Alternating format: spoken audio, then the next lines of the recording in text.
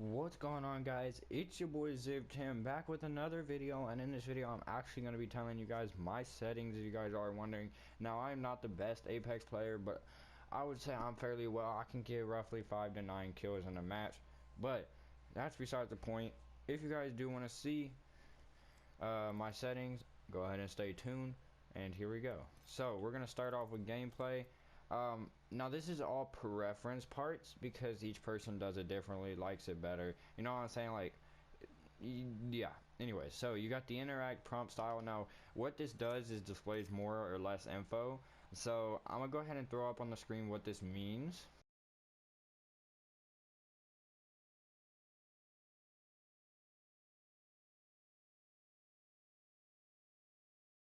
Button hints. This is what's L1 has a little thing down that says L1 and R1, but crosshair damage feedback. This right here will pop up a shield icon, so you can tell your team what actual color like they're wearing, like if they're purple, if they're gray, gold, you know, etc, etc.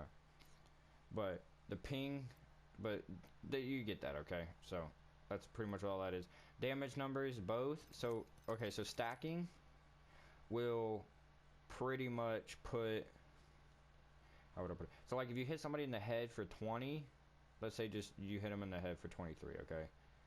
It's gonna pop up 23, and if you hit them twice, it's gonna do 23, 23. It's just gonna keep stacking the numbers of how much. You have to add it up in your head.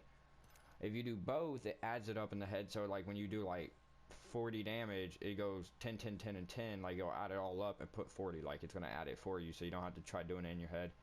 You guys can read on this right hand side what it means.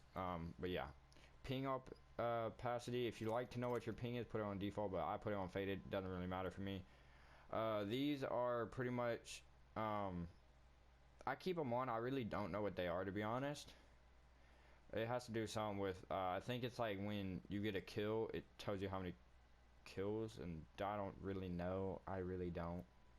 Mini map rotation, this is preference. I keep it on so the map rotates as I look around. Weapon auto cycle on empty.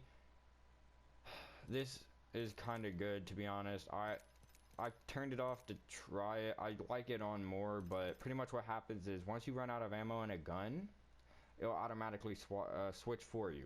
Okay, so you won't have to really press triangle or anything.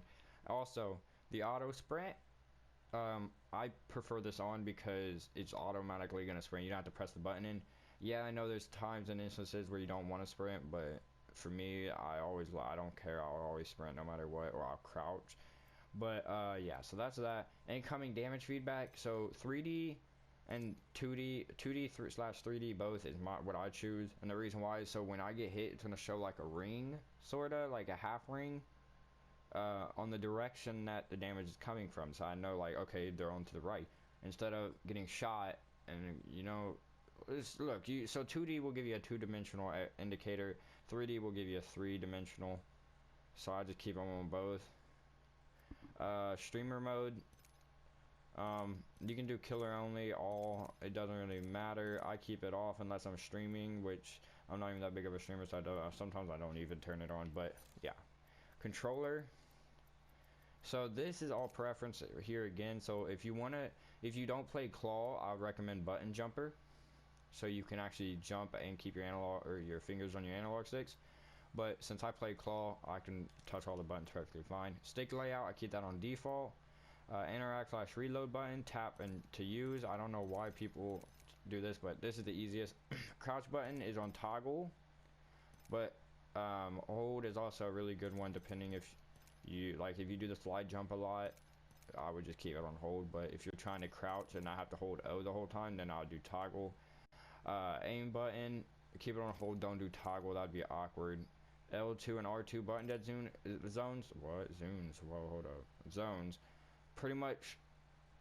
So this is how much you have to actually push down before it starts shooting or aiming.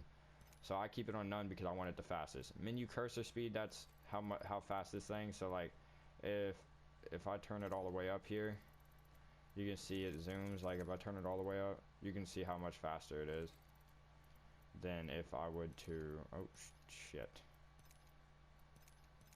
Okay, and then if I turn it down here, and you can see how much less speed it does. So my look sensitivity is on 4, my ADS is 3, 4, 4 all the way down.